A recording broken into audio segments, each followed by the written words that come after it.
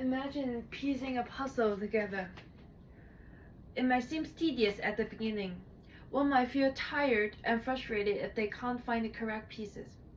Learning public speaking seems like a daunting task, but it offers ground for me to make improvement. Here I am today to reflect on what I did well, what I had to improve, and how and what skills can I apply in the future.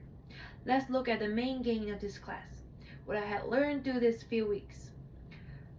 Things I have learned from making good outlines is that it improves my organization skills by arranging elements by a fixed structure and crafting clear, concise, and compelling content.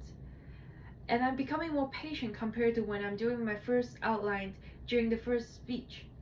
Since outlines take a lot of time and I have to revise it until I'm satisfied, I felt restless back then as I have to sit there and make my outline.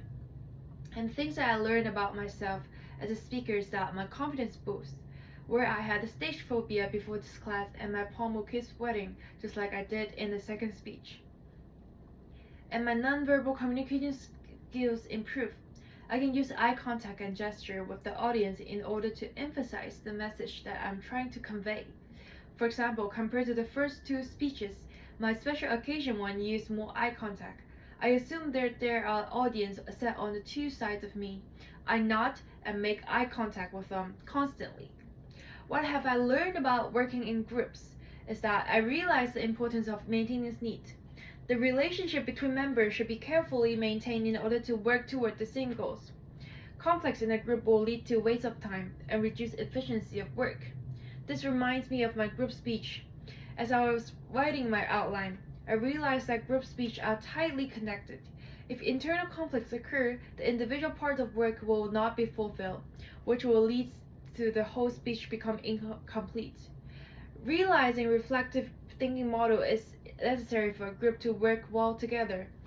Identifying the problem precisely, establish possible solutions helps to diminish the possibilities of internal conflicts.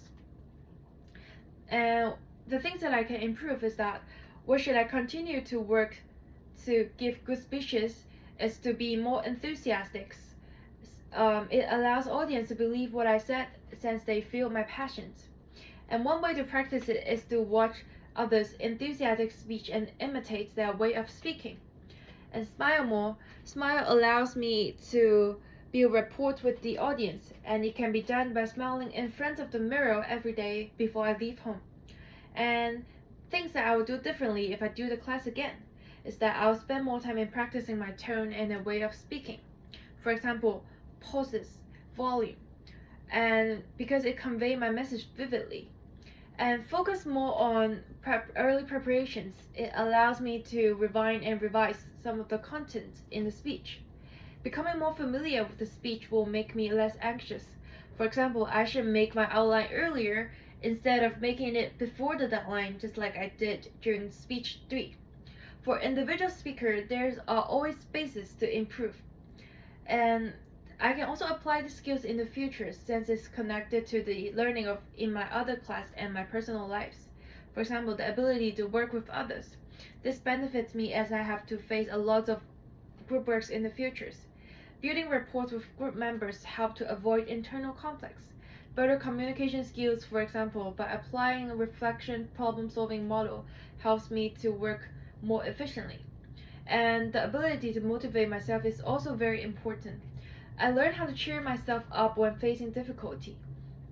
It benefits me in the long run since I may face tedious and other conundrums both at work or at school. It allows me to went through difficulty and withstand of pressures.